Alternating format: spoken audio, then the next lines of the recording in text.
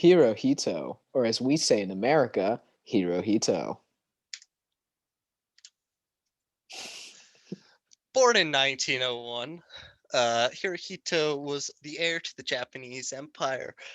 Was taught very many things at an elite school of 12 students, specifically of the higher up, by this general named Marusuke Nogi.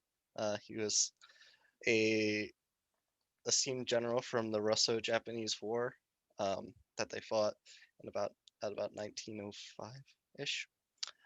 Hirohito was trained to be the next emperor by having dignity, reserve, and a sense of responsibility towards his nation. Later, towards when he was 17, he was engaged to his future wife and distant cousin, Princess Nagako. Uh, they would later have an heir who is now the current emperor of Japan.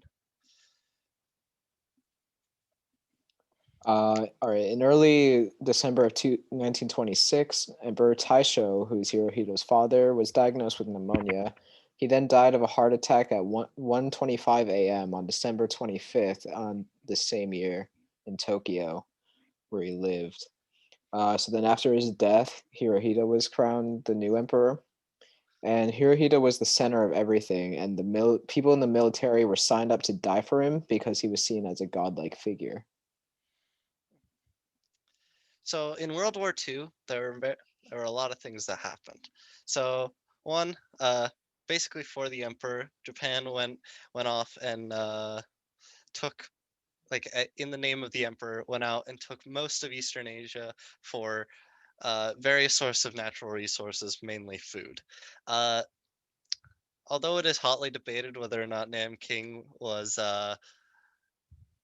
called on by the emperor, he ended up okaying them invading Nanking, and they went a bit too hard, let's just say, and they ended up doing a lot of atrocities there. They then did something that you probably shouldn't do, provoke America and try to scare them into staying neutral. That didn't work. America said screw you and declared war on them. Uh, so, and then later in that same year, the Battle of Midway happened, which was then the turning point of the Pacific War, where most of Japan's naval fleet was destroyed, and America was then on the offensive from then on, and the Japanese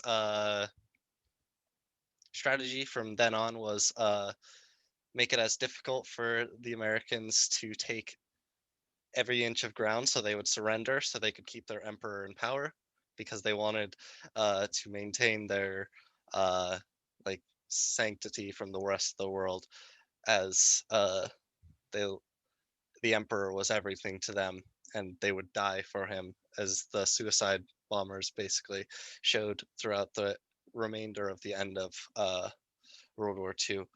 Um, the Americans took each island individually, hopping from one to the next until they got close enough um, to the Japanese mainland that they could bomb them.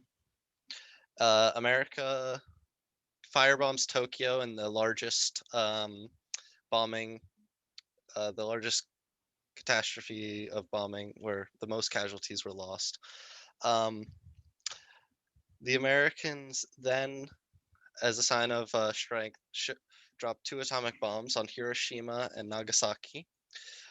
The first one being Hiroshima, uh, which both killed about 70 to 80,000 people each.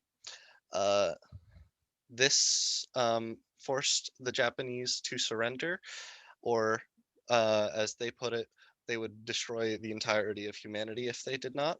For um, the Japanese knew that their culture would not be safe. Their culture would not remain the way it is if they weren't to surrender there. And when they surrendered to the Americans, they were allowed to keep the emperor, but what was made public was a picture of the emperor next to a pristine general from, I believe it was General Montgomery, who stood next to him to show that he was not this godlike figure and he was human. To the Japanese people, this was crazy, but uh, he began his life as a mortal from then on. So after World War II, Hirohito was left as emperor of Japan because the Allies thought he would be essential to their surrender, and other like uh, things with like Japanese like essential people in America. Sorry about that. But after World War II, even though he was still emperor, he was no longer seen as a godlike figure, so he was like not praised as much as he was before, but he was still in power.